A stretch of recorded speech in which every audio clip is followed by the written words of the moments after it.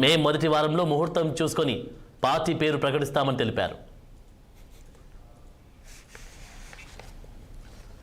ఈ ఏడాది మే నెలలో కొత్త పార్టీని ఏర్పాటు చేయనున్నట్లు తెలంగాణ జాగృతి అధ్యక్షురాలు కల్వకుంట్ల కవిత ప్రకటించారు.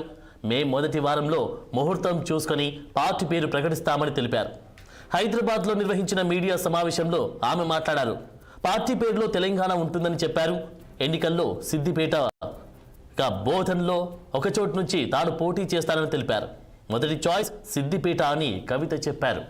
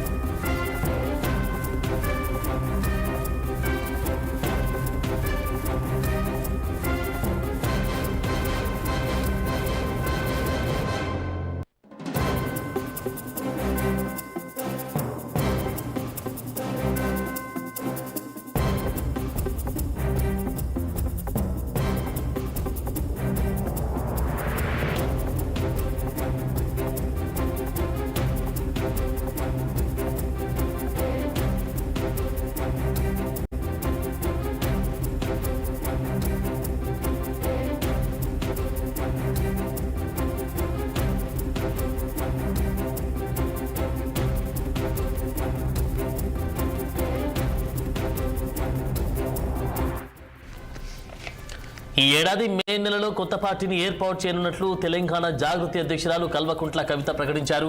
మే మొదటి వారంలో ముహూర్తం చూసుకొని పార్టీ పేరు ప్రకటిస్తామని తెలిపారు. హైదరాబాద్లో నిర్వహించిన మీడియా సమావేశంలో ఆమె మాట్లాడారు. పార్టీ పేరులో తెలంగాణ ఉంటుందని చెప్పారు. ఎన్నికల్లో సిద్దిపేట బోధన్లో ఒక చోటు నుంచి తాను పోటీ చేయబోతున్నట్టు చెప్పారు. ఇక మొదటి చాయిస్ సిద్దిపేట అని కవిత చెప్పారు.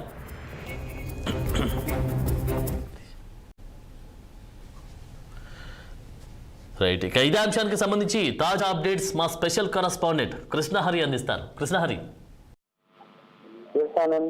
కల్వకుంట్ల కవిత జాగృతి అధ్యక్షురాలు కవిత మొత్తానికి రాజకీయ పార్టీ చేస్తున్నట్లు సంచలన ప్రకటన చేసిన సందర్భం కనిపిస్తుంది. మే మొదటి వారంలో అన్ని ముహూర్తాలు చూసుకొని పార్టీ పేరుని ప్రకటిస్తామని చెప్తున్నారు. అట్లాగే పార్టీ పేరులో తెలంగాణ అనే పేరు కూడా ఉంటుంది అని ఆమె స్పష్టం చేశారు. యువతకు ఈ పార్టీలో అధిక ప్రాధాన్యత ఇస్తామని కూడా చెప్పుకొచ్చిన పరిస్థితి అయితే కనిపిస్తోంది. మొత్తానికి తెలంగాణలో మరో నూతన రాజకీయ పార్టీకి బీజం పడుతున్న సందర్భం అయితే కనిపిస్తుంది.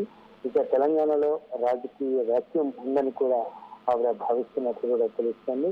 ఆ పొలిటికల్ వ్యాక్యూమ్ ను పూర్తి చేయడానికి, పూరించడానికి, భర్తీ చేయడానికి ఆవిడ ఒక నూతన పార్టీతో ముందుకు వస్తున్న పరిస్థితి అయితే కనిపిస్తోంది. యువతని పెద్ద ఎత్తున ఈ పార్టీలో తీసుకుంటాం, తెలంగాణ పేరు ప్రతిబింబించేలా ఈ పార్టీ పేరు ఉంటుంది అనే కోణంలో కూడా ఆవిడ చెప్పుకొచ్చారు. గత కొంతకాలంగా మనం చూసాం రాజకీయ పార్టీలకు సొంత బీఆర్ఎస్ పార్టీ పైన తన అసంతృప్తిని, ఆగ్రహాన్ని ఏ మేరకు వ్యక్తం చేస్తుందో కూడా మనం చూడవచ్చు. హరీష్ రావుని టార్గెట్ చేస్తున్నారు, కేటీఆర్ ని టార్గెట్ చేస్తున్నారు. 10 ఏళ్ళ అధికారం ఇస్తే కేసీఆర్ ఏం చేశారు అని డైరెక్ట్ కేసీఆర్ పేరు తీయకపోయినా 10 ఏళ్ళు అధికారం నుండి ఏం వెలగబెట్టారు అనే కోణంలో ఆవిడ అనేక విమర్శలు చేసుకుంటూ వస్తున్న సందర్భం కనిపిస్తోంది. అయితే హరీష్ రావు, కేసీఆర్ సంతోషిస్తారంటే ఆవిడ డైరెక్ట్ గా విమర్శిస్తున్న పరిస్థితులు స్పష్టంగా కనిపిస్తున్నాయి. ఈ కోణంలో ఆవిడ కొన్ని రాజకీయంగా కీలక వ్యాఖ్యలు కూడా చేశారు. భవిష్యత్తులో బీజేపీ, బీఆర్ఎస్ పార్టీ ఉండవు అనే ఒక సంచలన వ్యాఖ్యలు కూడా ఆవిడ చేసిన సందర్భం కనిపిస్తుంది కొద్దిసేపు క్రితం. ఈ నేపథ్యంలో ఆవిడ నూతన రాజకీయ పార్టీ ఏ మేరకు ప్రజాభిమానం సంపాదిస్తుందనే అంశం పట్ల కూడా చర్చ జరుగుతున్న పరిస్థితి కనిపిస్తుంది.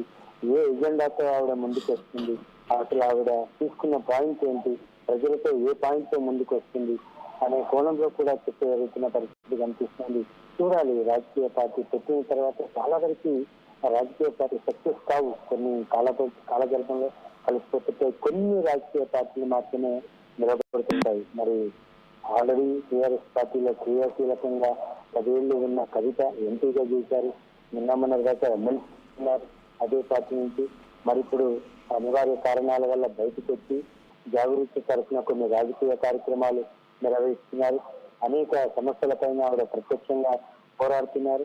ఇప్పుడు రాజకీయ పార్టీ పెడతానని చెప్పి కూడా సంచలన ప్రకటన చేశారు. చూడాలి ఏ విధంగా ఉండబోతున్నాయి, ఇంకా రాజకీయ పార్టీలు ఏ విధంగా ఆవిడ పార్టీని ఆహ్వానిస్తారు, ఆవిడ పార్టీ ఎవరిని టార్గెట్ చేయబోతుంది, ఈ అంశాలన్నీ పట్ల కూడా ఒక ఆసక్తికర చర్చ అయితే జరుగుతోంది. ఆనంద్. Thank you Krishnahari.